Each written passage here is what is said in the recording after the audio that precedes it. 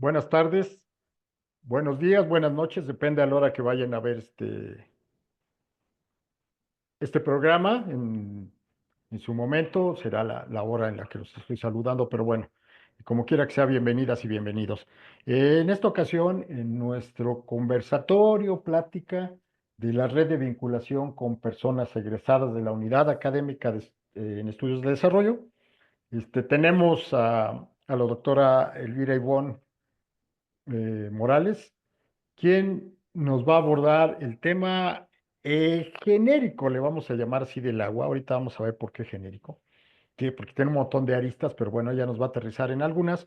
Y antes de iniciar ya propiamente con la plática, queremos agradecer como siempre el apoyo que nos dan las autoridades de la unidad académica en estudios de desarrollo, el doctor Edgar Sayagolau y la doctora Mónica Chávez, que es la responsable del programa, para que se pueda realizar, subir a las plataformas este conversatorio y sobre todo reiterar a quién va dirigido. Este va dirigido fundamentalmente a las personas que están interesadas en el tema que aquí se aborda, que en este caso es relativo al agua y a su problemática y a las implicaciones que tiene su manejo, pero también a las personas que eventualmente estén interesadas en participar en este doctorado, el doctorado en estudios de desarrollo, y también, por supuesto, para los propios alumnos que ahorita están cursando sus estudios y que andan aterrizando o definiendo sus temas con mayor precisión. Como ya lo habíamos comentado en otros programas, finalmente uno entra con un proyecto y va a acabar haciendo otras cosas distintas. Pero bueno, en este caso tenemos un tema muy importante con la doctora Elvira Ivonne. Ivonne nada más, somos compañeros de generación, nos vamos a hablar aquí en forma más coloquial para hacerlo más ligero. Ella, nuestra invitada, es doctora en estudios de desarrollo, ella es integrante del Sistema Nacional de Investigadores y también es investigadora en el CIESAS de Guadalajara. Ella me corregirá si cometí alguna equivocación en lo que estoy comentando. Es solamente meramente introductorio para darles un esbozo de quién es. Ella ha estado trabajando desde su tesis de doctorado el tema del agua, en diferentes perspectivas. Y ahorita yo quisiera iniciar con nuestra plática, porque normalmente me paso la mitad de la plática haciendo la presentación y ya darle el paso a ella. ¿Desde dónde estás estudiando el agua? ¿Por qué el tema del agua? Bueno, evidentemente parece que por qué el tema del agua es una tautología, porque es un tema relevantísimo para México, para todo el mundo, por su escasez. Sin embargo, en torno al agua hay conflictos sociales, hay problemáticas regionales, locales y demás. ¿Desde dónde una investigadora que se dedica al tema del agua lo aborda? ¿Por qué lo aborda así? ¿Y en qué anda trabajando? Vamos a empezar por lo más general. Muchas gracias, Ivonne, por estar nuevamente. Ya habíamos grabado este programa, pero bueno, nuevamente nos encontramos con muchísimo gusto de saludarte. Y bueno, pues a ver si nos puedes contestar algunas de las dudas que de bote pronto surgen por aquí. Bueno, gracias por la invitación, Paco. Gracias al doctor Sayago, a la doctora Mónica, a Ezequiel que nos anda aquí echando la mano y a todos los que están permitiendo que este espacio exista. Me parece muy buena iniciativa y, y bueno, este, pues iniciaré diciendo que ahora mismo realizo una estancia postdoctoral en Ciesas Occidente y ahí trabajo un proyecto de investigación que se llama Uso, Gestión y Concentración del Agua Subterránea en la región centro de Zacatecas. Em, este proyecto es, digamos que como continuidad de una parte de mi tesis de doctorado que no pude explorar a profundidad, porque como bien lo mencionas, llegas al doctorado con algo en mente y cuando estás ahí, tanto cuando vas como aprendiendo en las propias clases, así como cuando sales a campo, a veces la investigación va cambiando su curso o va tomando su propio curso precisamente. Entonces, de ahí surge, durante el doctorado, trabajé la producción de monocultivos para la industria particularmente Cebaderos y Grupo Modelo, la relación que existe. Y entonces parte de ese trabajo que se hizo en campo, pues nos llevó a este tema tan importante del agua, que como bien lo dices, es un problema que ya nos compete a todos y que es precisamente el sector rural, la agricultura, quien hace mayor uso del agua subterránea para la producción, ¿no? Mi interés es precisamente el sector rural, o sea, a mí me interesa el desarrollo rural. Entonces, fue como esta arista que quisimos explorar, qué pasaba con la agricultura bajo modalidad de riego, cómo se podría a lo mejor ahorrar agua, porque hemos visto que tradicionalmente se atiende el problema del agua en el campo apelando a una mayor tecnificación de los sistemas de riego, pero también ya muchas investigaciones y la literatura que encontramos previa demuestra que la tecnificación no es una solución porque lo que genera es precisamente una ampliación de la frontera agrícola. O sea, el agua que se ahorra con la tecnificación se va a emplear en otras parcelas, ¿no? Entonces pensábamos luego cómo se puede generar un cambio para precisamente ahorrar agua y decíamos, bueno, pensando en cultivos que requieran una menor demanda, ¿no? Hídrica, pensando también a lo mejor en acortar los canales de comercialización como para que sea una producción más enfocada en las necesidades locales o regionales, pero nos encontramos pues precisamente con otros intereses fácticos que de alguna manera han determinado como esta agricultura más globalizada, que está más orientada hacia mercados internacionales y que entonces estamos produciendo otro tipo de cultivos que no necesariamente se consumen aquí mismo, ¿no? Y que además digo, es una política nacional que se está fortaleciendo como la producción para exportación. Entonces, bueno, por ahí fue este proyecto de postdoctorado, como entonces sí hay un consumo de agua del sector agrícola, pero ¿quién? Porque cuando pensamos en el sector agrícola, sobre todo en estados como Zacatecas, que es la principal actividad, ¿no? Productiva, pensaríamos en el gran número de productores agropecuarios que hay, pero en realidad la producción agrícola bajo modalidad de riego no es tan amplia. Entonces, ¿qué pasa, no? Si hay una concentración de agua, ¿en dónde está esa concentración? ¿Para qué se está empleando esa agua? ¿Y cómo podemos a lo mejor pensar en alternativas que permitan reducir su consumo? Y todo esto precisamente creo que ya sale a la luz cuando comienza a haber un problema de escasez ya sentido en la ciudad. O sea, el problema del agua estaba ahí latente, pero creo que no había una manifestación de inconformidad ya como digamos, visible hasta que en la ciudad comenzamos a padecer, en toda la zona conurbada, Zacatecas, Guadalupe, ¿no? La falta de agua y entonces estamos con tandeos que cada vez son más comunes, con abasto en pipas, entonces ahí es cuando ahora sí se prenden como las alertas y se comienza a pensar en alternativas que desafortunadamente creo que siempre atienden esta lógica de crear mayor infraestructura, de traer agua de otras partes para una mayor oferta eh, que creo que generar una mayor oferta pues no es una solución, porque precisamente entonces va a llegar un momento en que no haya donde ofrecer más agua, ¿no? Debemos pensar a lo mejor pues en una gestión más integral del agua. Pero bueno, aquí el tema es, la tecnología no es una alternativa, porque si alguien optimiza su uso, alguien de todas maneras la va a utilizar, ¿no? O sea, finalmente todos los demandantes del agua, alguien la va a utilizar. Entonces, aunque utilice la tecnología más más avanzada, finalmente el agua escasea, ¿no? O sea, no es un asunto del uso final de la tecnología, sino del origen del agua. Si ya se sabe esto, si ya hay un problema grave de abasto, ¿por qué no se hace, o cuál es la razón por la que no se capta más agua? ¿No? O sea, no se crean no se construyen las suficientes presas, ya cambió también el ciclo del agua, de las lluvias. O sea, ¿cuál es el problema de origen? Digamos, yéndonos un poquito más para atrás de toda esta cadena.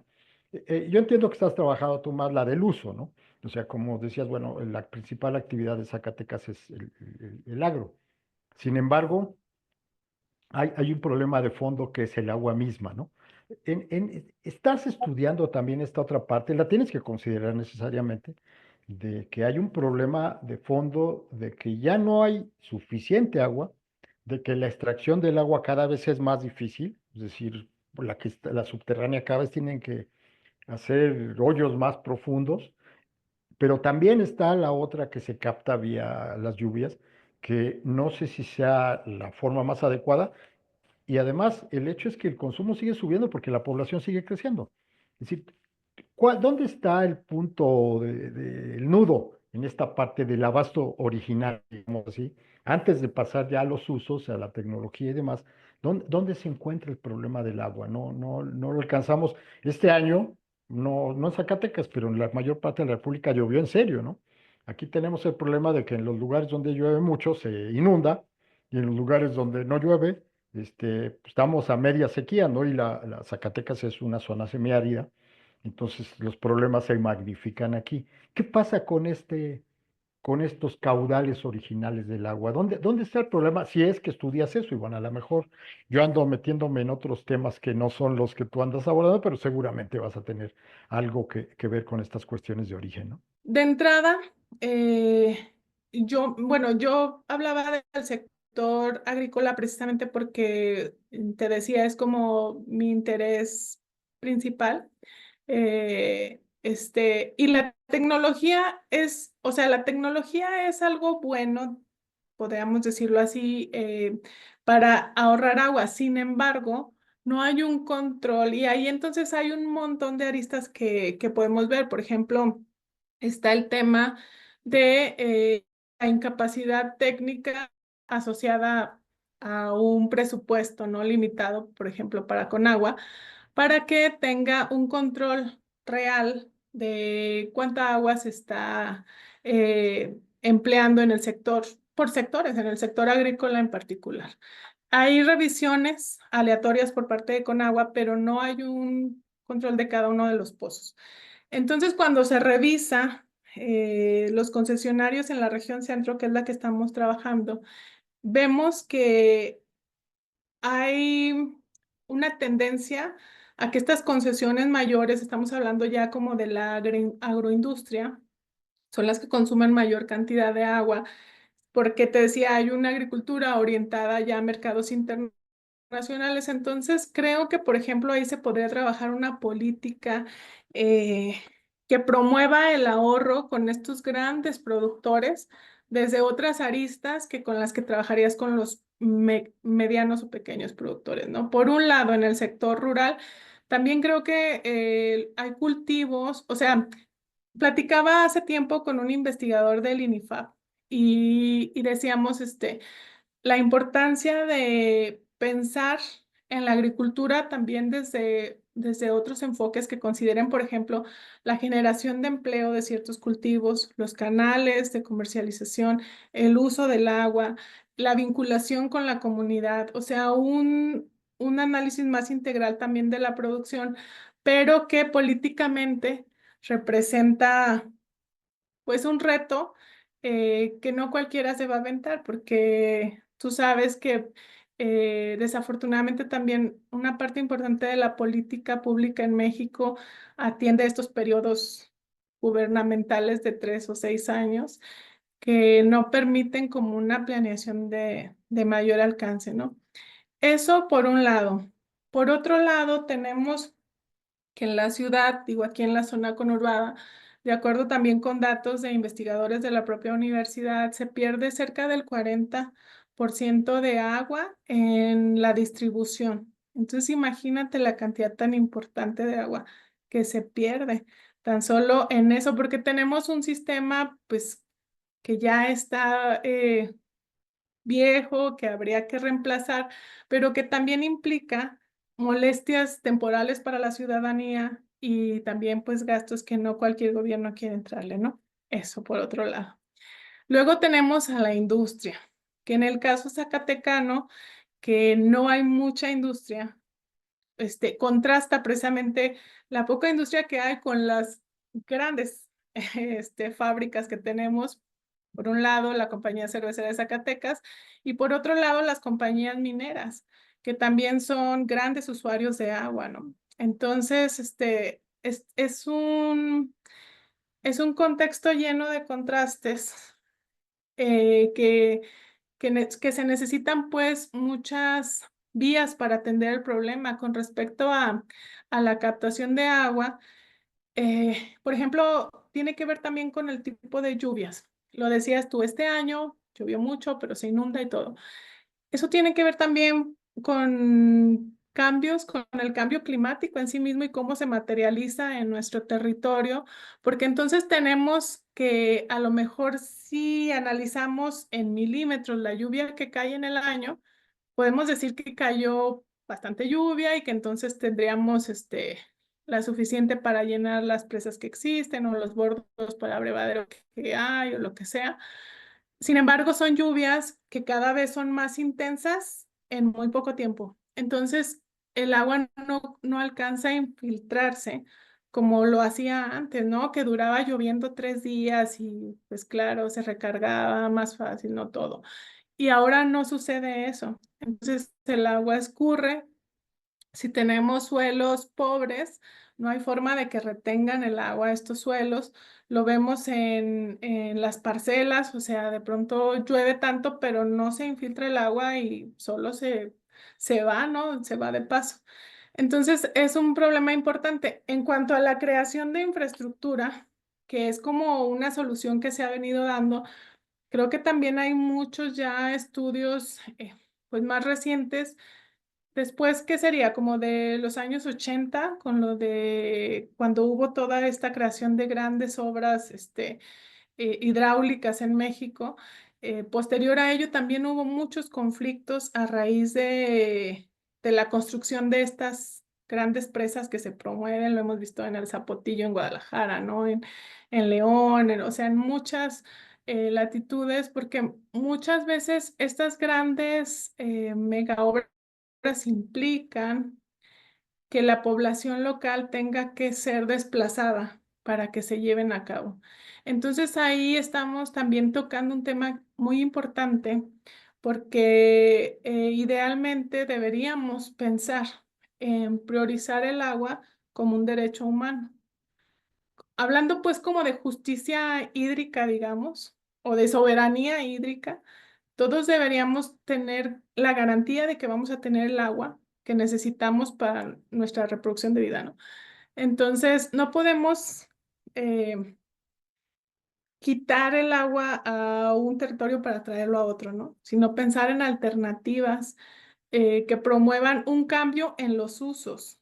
Es decir, como bajarle a los niveles de consumo que precisamente, bueno, el problema se exacerba cuando se intensifican los procesos productivos, que es lo que se ha dado también en toda la zona del Bajío y el occidente de México, con toda esta agricultura. Tú has visto el boom de los berries, aguacate, limón, entonces que ahora tienen problemas súper fuertes en sus campos porque le entraron con todo a esta producción agrícola, ¿no? Para exportación.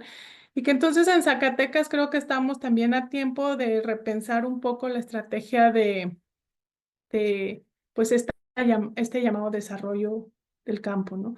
Entonces por ahí va más o menos lo que queremos es precisamente revisar cómo se está usando el agua, quién la está usando y a partir de este análisis pensar en alternativas para garantizar primero el derecho humano al agua Y después sí las actividades productivas, pero de una forma respetuosa con la naturaleza, con el entorno, o sea, que nos permitan garantizar el uso de los bienes comunes para las futuras generaciones, ¿no? Bueno, es que sí, ya planteado así, parece que es toda una maraña donde todo es prioritario, ¿no? Es decir, si yo privilegio el consumo humano en detrimento de las actividades agrícolas, por ejemplo, finalmente también es el derecho a la alimentación, ¿no? Que sigue siendo un derecho fundamental, tanto al agua como a la alimentación. Es decir, y si a alguien le quito, jalo la cobija, alguien queda descobijado. Aquí el punto parece ser.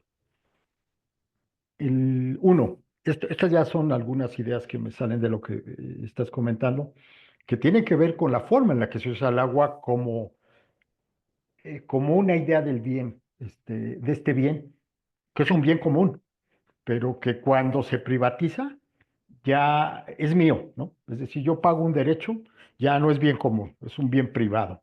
Y como bien privado lo hago lo que se me dé la gana con él, ¿sí? O sea, en principio esa es la lógica que bueno, llevándolo a esta perspectiva neoliberal, ese es el principio fundamental de lo neoliberal, ¿no? O sea, esa individualización, ese acabarse todo, depredar lo que sea, consumir, consumir, consumir, consumir, ¿no? O sea, entonces, esos principios, cuando los trasladas de la lógica individualista al espacio común y al espacio público, a la esfera pública que tendría que ver con la política, ya tienes una ensalada complicadita de leer, complicada de entender, que es donde precisamente estás metida trabajando, ¿no? Y también falta la otra parte de esta agenda. Finalmente, estos problemas de que llueve poco, llueve mucho, no da tiempo de que los mantos se rellenen, por decirlo así. Y entonces, pues sí, hay mucha agua, pero mucha se va a desperdiciar. Otra, la infraestructura de la ciudad, que ya es vieja también, 40% es impresionante. No sé cuál sea el récord, pero me suena 4 de cada 10 pesos los tiro a la basura. O sea, piénsenlo en términos de un salario que diga yo gano 10 pesos y 4 de esos paso por la coladera y los echo. O sea, es una irracionalidad, ¿no? O sea, aquí estamos hablando de actitudes muy preñadas de lo individual a ultranza que hacen difícil, o sea, desde el momento en que el bien común se vuelve un bien privado, ya tenemos un problema de cómo se maneja, ¿no? Porque nadie va a querer ceder. Es decir, un eventual acuerdo de un uso racional implicaría en lo racional racionalizar, ¿no? Y eventualmente racionar, que es lo que nos hablan. El tandeo es racional, ¿no? Son raciones para cada quien, o porciones, o tandas. Eh, Creo que hay una agenda que debe ser abordada también el agua, que tiene que ver con la agenda desde el cambio climático con la adaptación, ¿sí? O sea, la mitigación, están muy preocupados por las emisiones, la gran industria, el transporte, etcétera, pero esta agenda de la adaptación, es decir, ¿cómo enfrento el cambio climático y sus fenómenos meteorológicos asociados? En este caso, lluvias, Ujú. podrían ser en las costas, las inundaciones o el ascenso de la marea. ¿Cómo lo enfrento? Desde una agenda de adaptación al cambio climático. Creo que, y esto nada más es una suposición, tú me corregirás, no existe todavía una agenda como tal de adaptación que nos permita ver el problema en una dimensión más amplia, porque esto que estamos viendo es el principio o es la parte de una cadena que va a ir complicándose a lo largo del tiempo. Es decir, estos fenómenos son en mucho irreversibles. Y mi última reflexión en torno a esta parte que estoy platicando tiene que ver con el hecho mismo de que el sistema es un sistema depredador, ¿no? O sea, el sistema es acabarse todo. Y lo mismo podríamos hablar de los combustibles fósiles, lo mismo podríamos hablar de las materias primas, lo mismo podríamos hablar de lo que sea. El sistema tiende a depredar. Entonces, ¿cómo con un sistema cuya esencia es depredar?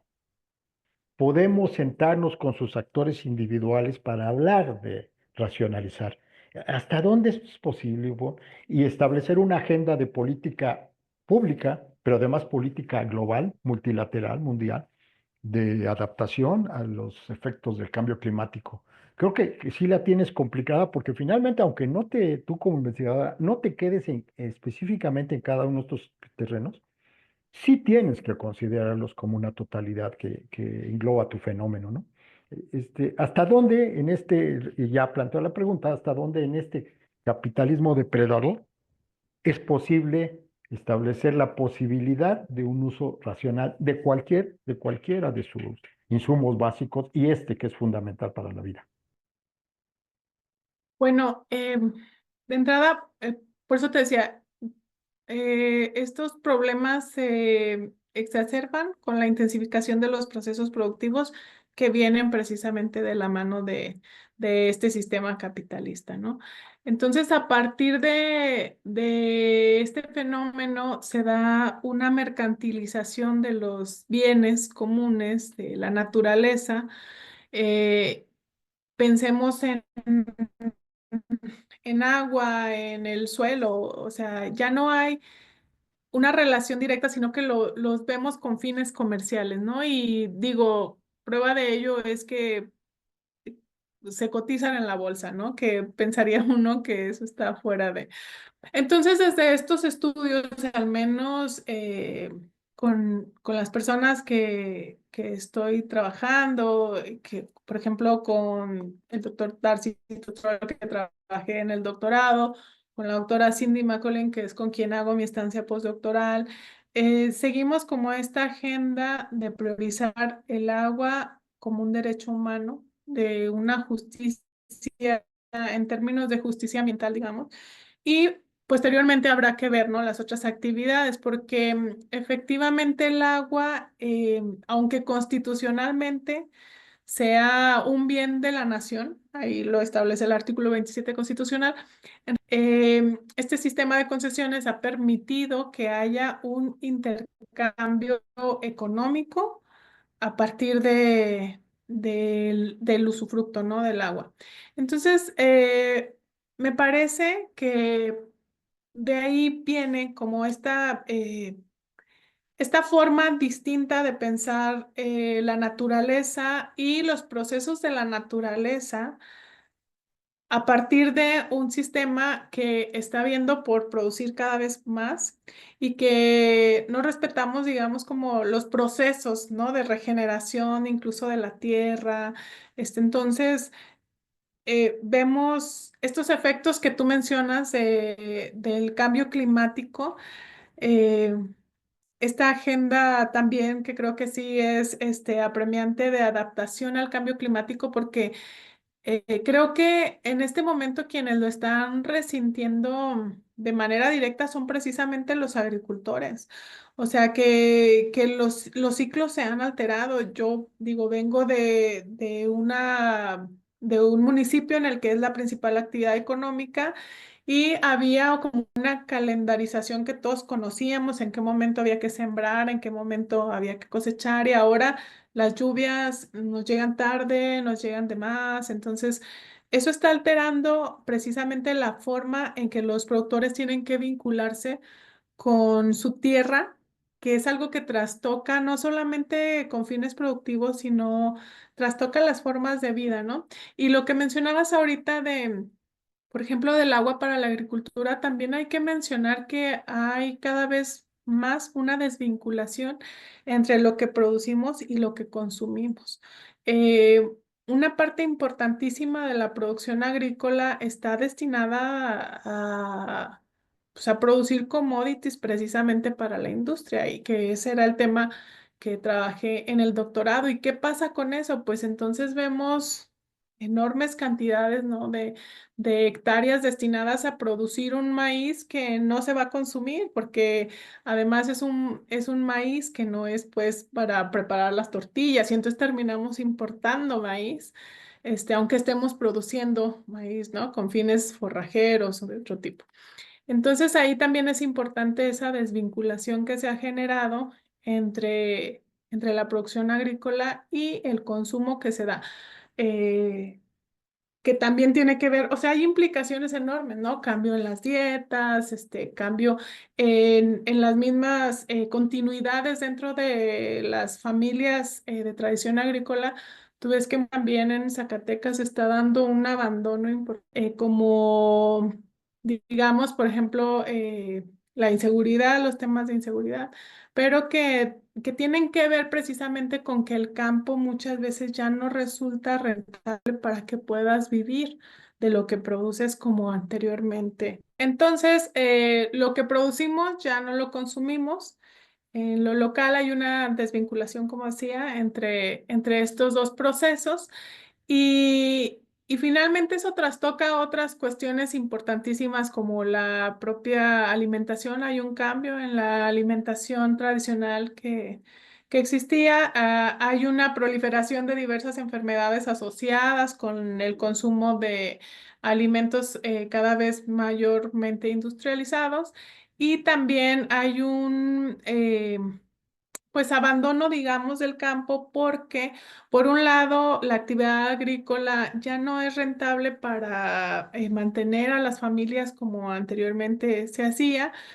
Muchos de los campesinos tienen que combinar la actividad agrícola con alguna actividad asalariada y, por supuesto, pues los jóvenes buscan otras alternativas. Digamos que hay otros factores importantes en este fenómeno de abandono del campo que tienen que ver precisamente con cuestiones estructurales como la inseguridad que hay en el país y todo, pero estos grandes transformaciones agrícolas están pues ya materializándose en estos espacios, ¿no? Que nosotros analizamos y que me parece pues muy importante para poder atender realmente al campo. Que bueno, se vincula precisamente con el tema del agua, ¿no? Porque toda la producción está asociada al uso del agua. Sí, es imposible concebir la actividad agrícola sin agua, ¿no? Entonces sí hay un vínculo, pero también la actividad agrícola es difícil concebirla sin el consumo humano, sin la forma en la que nos alimentamos, sin la forma en la que se produce.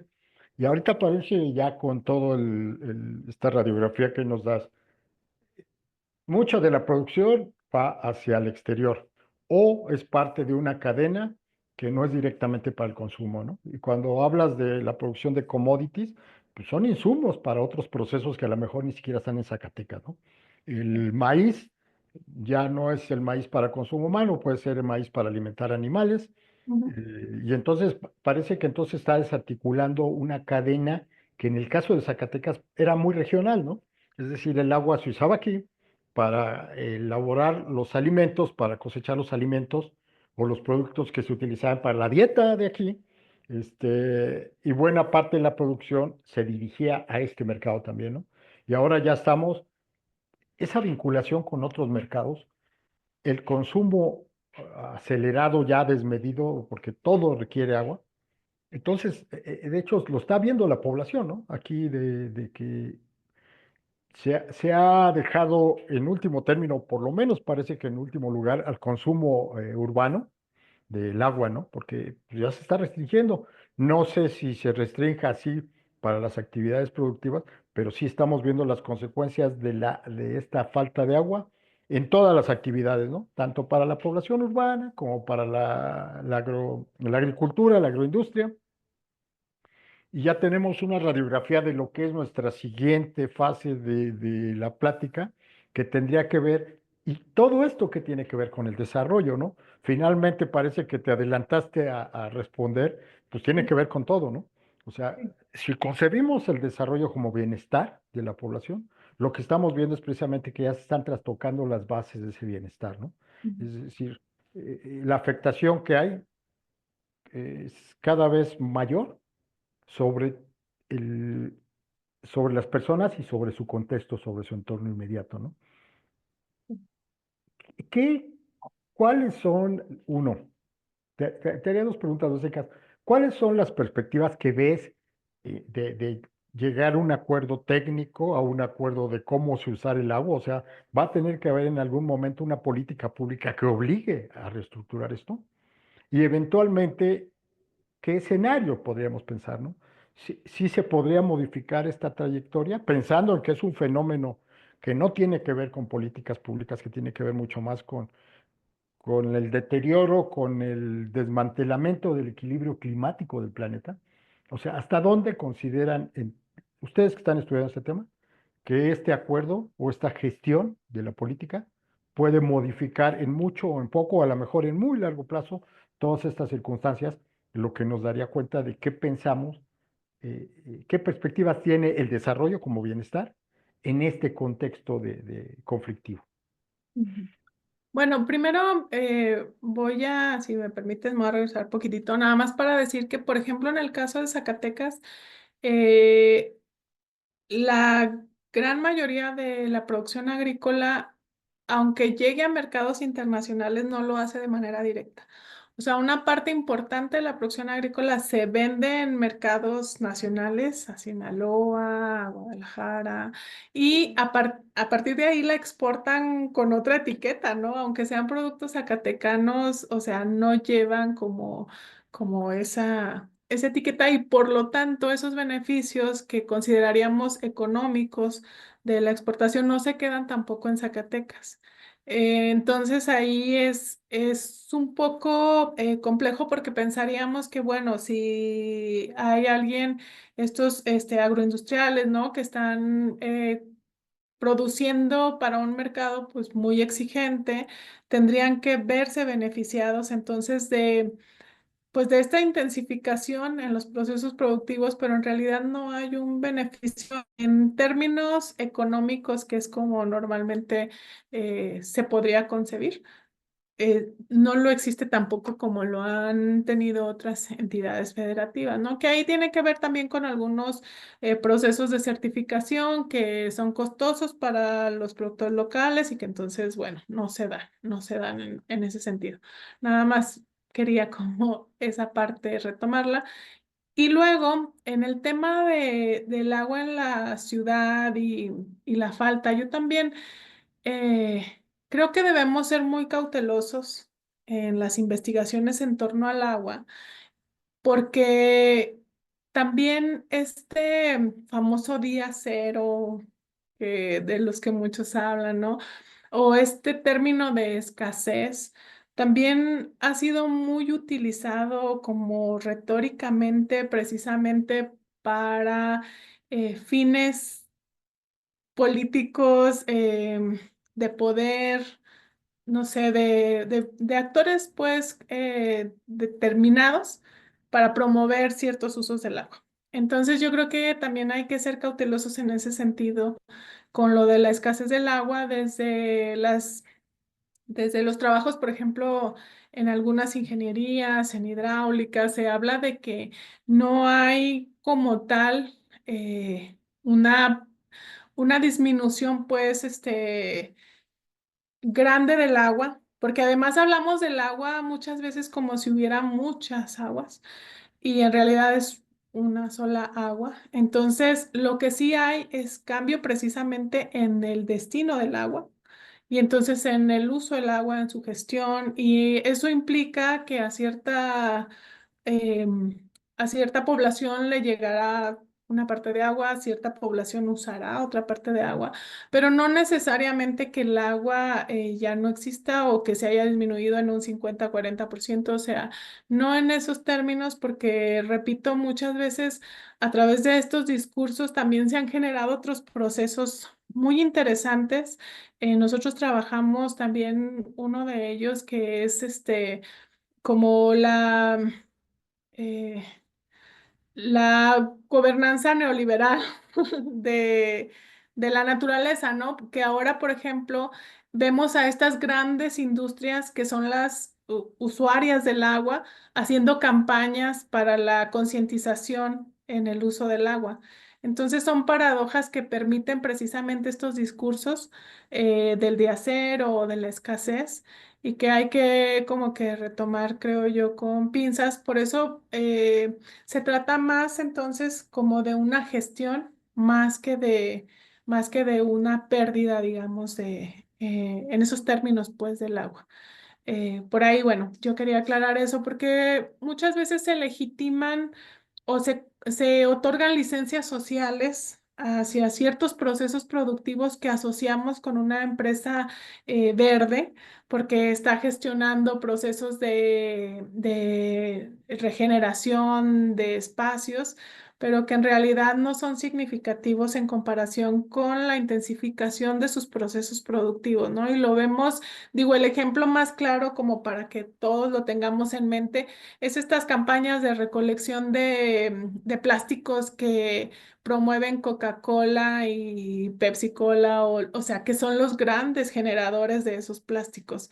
Entonces, de alguna manera, repito, hay que cuidar mucho como, o a mí me interesa también como este análisis del discurso, qué hay detrás, ¿no? De estos grandes discursos que percibimos y que finalmente tiene que ver pues con el abordaje que hago de mi investigación, que a mí me gusta trabajar desde la ecología política, precisamente porque revisa no solo las relaciones materiales, sino también de poder que se dan en en esta gestión pues de bienes.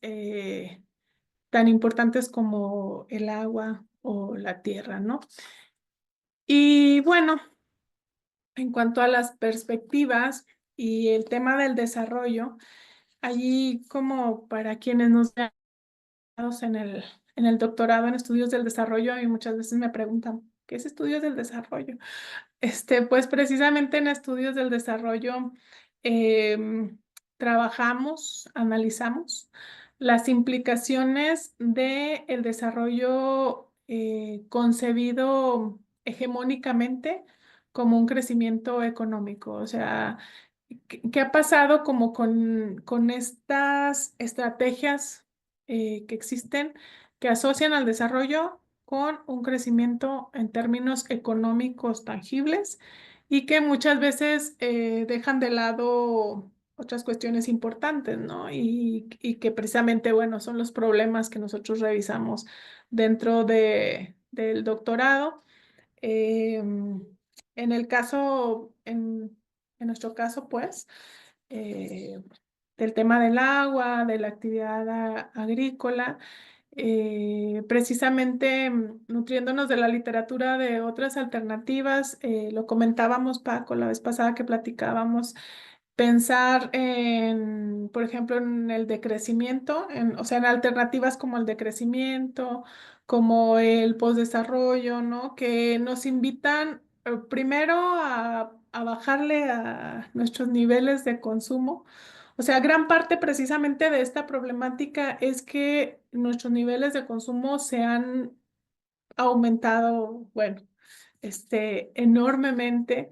Lo vemos mucho en estas fechas, por ejemplo, estamos comprando cosas, eh, tenemos un estilo de vida pues que implica un uso irrestricto de la naturaleza y que aunque se disfrace precisamente, como les decía ahorita un poco, esta retórica, ¿no? De las iniciativas verdes, digo, ahí tenemos a los autos eléctricos y los autos eléctricos ¿con qué van a funcionar? O sea, pues tenemos que remitirnos a la naturaleza para tener esos autos eléctricos, ¿no?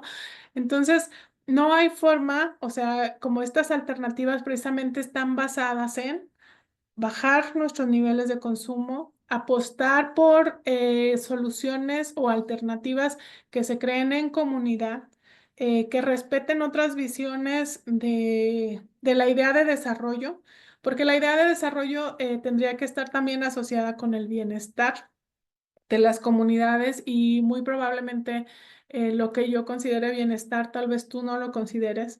Y entonces estas estrategias deberían, en términos ideales, gestarse como desde abajo, desde las propias comunidades campesinas en este caso, o no sé, rurales, o en las propias ciudades.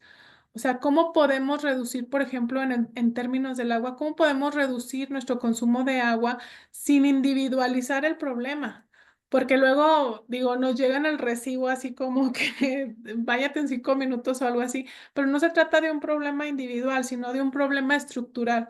Entonces, partiendo de eso, de que debemos comprendernos como seres que vivimos en comunidad, no en lo individual. Y a partir de ahí construir ahora sí alternativas, ¿no? Que podamos implementar, que muchas veces parece como muy utópico, pero pues que realmente es una salida a esta eh, pues a esta vorágine, ¿no? En la que se ha convertido un poco pues nuestras vidas, o sea, dentro de este sistema. Bueno, yo creo que ahorita nuevamente se sintetiza mucho de lo que estás trabajando y se sintetiza mucho de la perspectiva que están desarrollando, ¿no? Sobre esta parte, creo que es central, ¿no?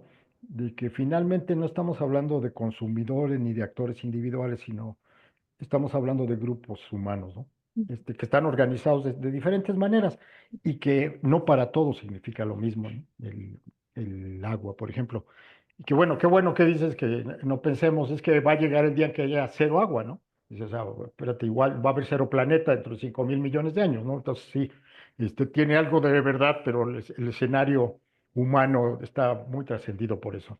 Creo que es muy importante este asunto del discurso. Yo he abordado, y bueno, no es mi entrevista, es la tuya, pero me gusta Dime, mucho. dime qué has abordado, aprovecho. Este, es que hace poco hubo un congreso donde yo estaba precisamente escribiendo sobre cambio climático y sustentabilidad. Ujú, Entonces ponía que, bueno, las agendas del cambio climático y la sustentabilidad ni siquiera coinciden por un sencillo hecho. Y la sustentabilidad son esas acciones individuales inmediatas, que entonces ponemos una meta, los objetivos del 30-30 o del 30-50.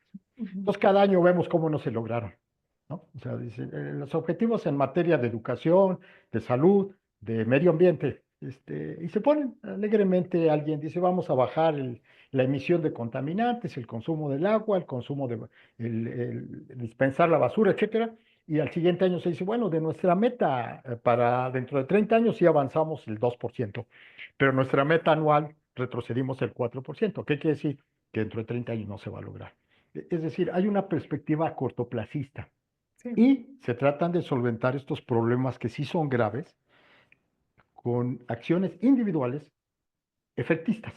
O sea, ¿a qué me refiero? Lo que exactamente dices. Ah, bueno, Coca-Cola y Pepsi-Cola, las grandes refresqueras, recogen los PETs, los famosos PETs, ¿no? Sí, pero recogen el 3%, el 2%, ¿ok? Y el resto se siguen tirando al mar con el consecuente efecto sobre la mortandad de los peces, Ujú, por decirlos, algunos que son los más conocidos y que fue lo que detonó algún problema.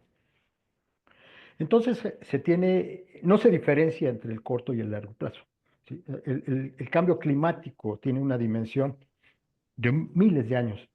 Es más, hay estudios que dicen, si ahorita lográramos detener la- las emisiones de CO2 o dióxido de carbono equivalente a través del metano, todos los combustibles o los gases de efecto invernadero que dañan, si se detuviera ahorita a ceros, ya, no se produce nada se tardarían miles de años en recuperar nuevamente los 2 grados que ya se elevó la temperatura promedio del mundo. Es decir, todas las acciones de la sostenibilidad no tienen ningún efecto ujú, sobre el cambio climático. ¿Sí? Son dos dimensiones totalmente distintas. Y nadie dice, oye, aunque ya no consumas nada y no produzcas nada con petróleo y nada con derivados, no te tienes que esperar 2 o 3 mil años para que la temperatura vuelva a la trayectoria que traía hasta antes de la revolución industrial, que es donde se mide. 1850 le ponen de fecha. ¿Sí? Entonces, hay un doble discurso, un doble rasero y una lógica perversa detrás de todo esto, que es bueno, pero mientras se da o no se da, consumamos todo lo que podamos, nos quedamos con los bienes que son míos y yo pago con ellos. Creo que esta es la perspectiva, la dimensión real, a eso me refiero con lo que está sucediendo, que es comparar estas dos dimensiones temporales del corto plazo y el largo plazo, y cómo no los cortos plazos chiquitos de la sustentabilidad se suman como un largo plazo del cambio climático. ¿Sí? O sea, claro. y obviamente tiene que ver mucho con el discurso a favor de la sustentabilidad y que si yo uso el agua del que cae en la regadera mientras se calienta, el hecho en el escudo, qué bueno, que sea una actitud cultural, eso no revierte los daños que tenemos. Qué bueno que todo esto se sume, no está mal, Ujú, pero eso no resuelve el problema que tiene que ver con toda esta interacción social.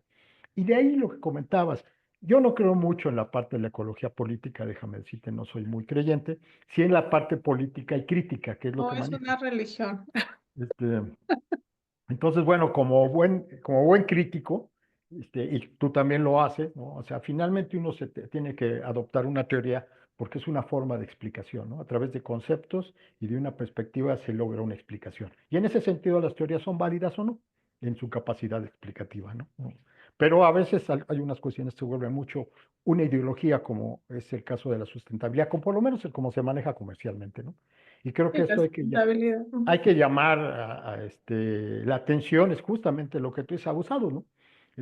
Seamos cautelosos cuando utilizamos estos conceptos tan a la ligera, porque son más un asunto de mercadotecnia que una Alarmismo. herramienta, ¿no? Ujú. Y yo creo que esta parte sí crítica es muy relevante en lo que estás haciendo, ¿no? Más allá de si la teoría explica mucho o poco, además esto se cuestionará en su ámbito específico de la teoría, pero esto otro es un discurso, ¿no? Y creo que, bueno, como tú lo comentas, también lo estás estudiando. Y tenía por aquí otra cosa. Mm, bueno, que los cambios que se hacen sobre esta base de los sustentables no tienen una condición de ser significantes frente al deterioro general que hay, ¿no? Creo que el deterioro que hay del uso de los recursos. Estamos hablando del agua como podríamos hablar de otros recursos, pero bueno, finalmente nos afecta mucho porque aquí en la ciudad, estamos en Zacatecas, para los que no saben, no lo reiteramos mucho, en la Universidad Autónoma de Zacatecas y en la ciudad de Zacatecas hay un tandeo de agua, ¿no? Como ya hay hasta en el Distrito Federal. Bueno, Sí. obviamente en muchas de las ciudades del país, pero creo que es importante tener presente estas circunstancias que hacen de este tema relevante, ¿no? Y por último, Ivonne, después de ya fuimos aterrizando hasta llegar a esta parte urbana y la parte de las teorías, y que bueno, ya te tuve que... Ya para la próxima te tocará la entrevista de allá para acá, pero bueno, ahorita todavía tenemos que cerrar contigo. Me gustaría mucho que comentaras, y cierre, creo que esto es muy importante, de Ivonne que entró al doctorado en estudios de desarrollo hace, ¿qué? 8 años casi. Sí. A mitad del 25 o por ahí así, ya se cumplen 8 años o algo así, En insisto. el 2016 entramos. 2016, 2024 ya fueron 8 años. 8 años después, ¿cómo es la persona que ahora está investigando estos temas respecto al estudiante que todavía no acababa de ubicar su tema?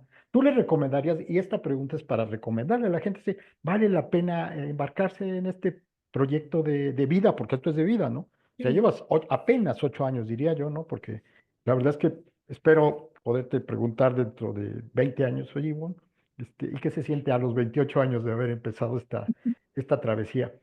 ¿Tú le Ajá. recomiendas a la gente, a los interesados que apenas andan viendo, oye, como que a qué le entraré, meterse a esto, meterse a este estudio, meterse a esta conflictividad conceptual, vivencial, todo? Ujú. Sí me gustaría mucho esa impresión tuya. Sí, bueno, para mí creo que el doctorado es una muy buena alternativa. Em, Creo que lo que más puedo rescatar del doctorado es precisamente el fomento como de un análisis crítico de las problemáticas. Yo trabajé un tiempo en el sector gubernamental, también en atención al campo. Y luego durante la maestría, que fue en asuntos políticos y políticas públicas, yo trabajé política agroalimentaria, que también me parece, o sea, de entrada me parece que es muy valiosa y muy importante la profesionalización de, de los cuerpos gubernamentales, precisamente que la política se construya con expertos, porque muchas veces atiende más a lógicas meramente políticas en el término de la ciencia política y no a cuestiones que requieren de una preparación pues concreta. Eso por un lado, pero aún así cuando yo llego al doctorado, este, comienzo a ver precisamente estas posibilidades, ¿no? Yo digo, desde en ese entonces el desarrollo sustentable, por ejemplo, era como un hito. Y llegas al doctorado y entonces entiendes todas las deficiencias que encontrabas, por ejemplo, en esta idea del desarrollo sustentable, ¿no? Que muchas veces se queda corta, pero que sigue siendo, por ejemplo, en el sector público, sigue siendo un eje para muchas de las políticas que se implementan. Entonces, creo que lo más valioso, digo, además de todo el proceso personal que implica realizar un doctorado, creo que esta parte como muy crítica de la Unidad Académica de Estudios del Desarrollo es lo que yo más destaco. Hay muchísimos investigadores. También esa es otra cosa muy importante, o sea, en Zacatecas es un doctorado de muy alto nivel, de competencia internacional, con investigadores, este, pues que son reconocidos nacional e internacionalmente y creo que todos nos dieron clase, o sea, cuando estuvimos ahí. Entonces es también como una posibilidad de poner en diálogo muchas teorías que a veces también es complejo que puedas abordarlas desde otros estudios, pues, y acá existe esa posibilidad. Creo que son esas cuestiones como las que yo me atrevería pues a decir que son muy destacables del programa. En general, digo, es un programa buenísimo. Hay también un mundo de perspectivas porque además hay gente de todo el país y de otros países que permiten también de alguna forma este, conocer otras formas de pensar, de entender las relaciones sociales, económicas, políticas, de entender los conceptos básicos que tenemos con respecto a la naturaleza, a la producción, a todo, ¿no? Entonces, me parece que es un espacio pues de crecimiento personal, académico, buenos amigos, aquí está Paco. Entonces, me quedo con eso. Es una experiencia muy buena para quienes están entrando, este, en 4 años lo recordarán. Es muy enriquecedor el trabajo que se hace en el doctorado. Bueno, pues ahí está de primera mano. Hoy con un poquito de altibajos por nuestra transmisión, pero bueno, finalmente logramos Y este, además debo agregar también con investigadores muy generosos. Yo hasta la fecha participo en proyectos que lleva a cabo Darcy, que fue mi director del doctorado, y, y que te van ayudando, o sea, a que si estás interesado pues en hacer una carrera en la academia que digo, es mi plan A, ojalá se logre. Precisamente ellos te permiten ir fortaleciendo esas capacidades, ¿no? Invitándote a colaborar. Creo que es una dinámica que se da al interior, pues, del doctorado. Yo he tenido muy buena experiencia al respecto.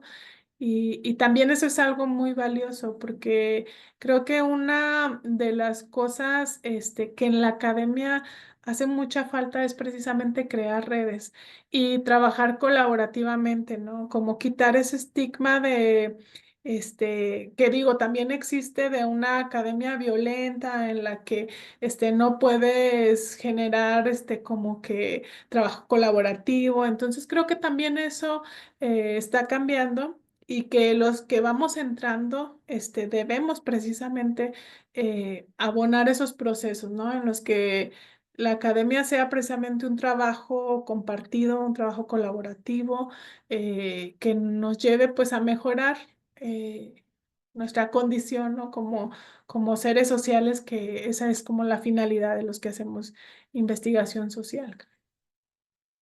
bueno, yo complementaría lo que estás diciendo con que, de hecho, sí, hay lugares donde hay una conflictiva teórica, ¿no? O sea, una teoría se considera que excluye a otra cuando en realidad estamos hablando de teorías, o sea, de Ujú. respuesta tentativa, ¿no? Si no, no habría teorías, habría una sola teoría y no muchas. todas tienen una capacidad explicativa desde diferentes ángulos y esta posibilidad de poner a dialogar a las diferentes teorías y estar abierto al diálogo de las teorías, siempre con una perspectiva crítica, es decir, cuestionar, ¿no? O Sí. sea, hacerle preguntas a nuestra lectura de la realidad si realmente nos refleja la realidad y si la realidad la podemos leer con una forma tal que sea aprehensible en el sentido de agarrarla. Creo que todo esto deja complemento, porque soy egresado también, obviamente, del mismo doctorado y complementando lo que comenta Ivonne, que generosamente nos ha regalado su tiempo, su paciencia, porque ya grabamos esto en otra ocasión. Y pues no me resta más que agradecerle. Si quieres mandar un mensaje final en esta plática, Ivonne, y yo agradecer tu presencia, el apoyo que nos dan las autoridades de esta unidad académica, que él les ha incentivado mucho esta forma de divulgación, que yo creo que es muy importante, porque acerca a la gente sin la rigidez, porque no venimos a analizar textos, venimos a compartir vivencias y perspectivas, que acerque a la gente a que esto es un mundo muy bueno, que nos permite entender mucho mejor nuestra realidad y que finalmente nos hace crecer como personas, que también es uno de los resultados de pasar por este trayecto tan importante. Entonces, no sé si tengas alguna Pues otra cosa más. solamente cerrar porque ahorita con lo que dijiste recordé a una amiga que siempre retoma a Elinor Ostrom y dice que si la teoría no te alcanza, pues hay que hacer teoría. Entonces, creo que eso es importante, o sea, no encasillarte. Y la teoría también está como para repensarse. O sea, por ejemplo, nosotros estamos trabajando ahora mismo el término o el concepto de extractivismo e hidroextractivismo. Y aunque no cumpla como los cuatro grandes características que Gudinas establece, tú puedes precisamente argumentar por qué si se trata de un proceso extractivo, aunque a lo mejor falte una de las características, ¿no, Pilar? ¿Por qué? Entonces creo que eso también es importante, como la teoría está ahí como un apoyo para intentar entender y explicar estos fenómenos, pero debe complementarse precisamente con el trabajo empírico y a partir de ahí ver si la teoría nos lo permite o si necesitamos pensar en por dónde, ¿no? Creo que eso, o sea, me lo recordó ahorita y creo que es importante decirlo, porque muchas veces cuando entras al doctorado es también como un conflicto, pensar que tienes que encasillarte en un abordaje teórico. Entonces, un poco también eso que a veces facilita estos procesos pues académicos. Y solo eso, pues agradecerte, porque creo que de nuevo ya nos pasamos con el tiempo. Agradecerte mucho, agradecerle al doctor Sayago, a la doctora Mónica, a Ezequiel, a todos y bueno, ojalá sigamos platicando en este y otros espacios. Bueno, esta es el primer ciclo de pláticas que tenemos. Esperamos ir después desarrollando más a fondo algunos de los temas, sin que, insisto, sea un formato estrictamente académico, porque hay espacios para eso, hay coloquios especializados en teoría y demás, pero aquí sí la idea es invitar, ¿no? Decir, bueno, no le tengan miedo a la teoría, no le tengan miedo a participar, esto no le tengan miedo a pensar, no le tengan miedo a discutir.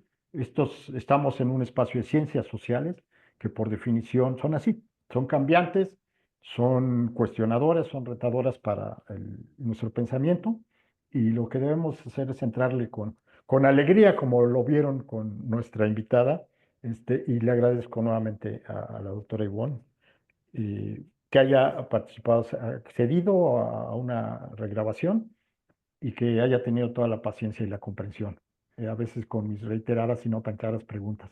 Muchas gracias, Ivonne. Muchas gracias a ustedes. Pues ahí seguimos. Felices fiestas. Igualmente, gracias, Ezequiel. Felices fiestas.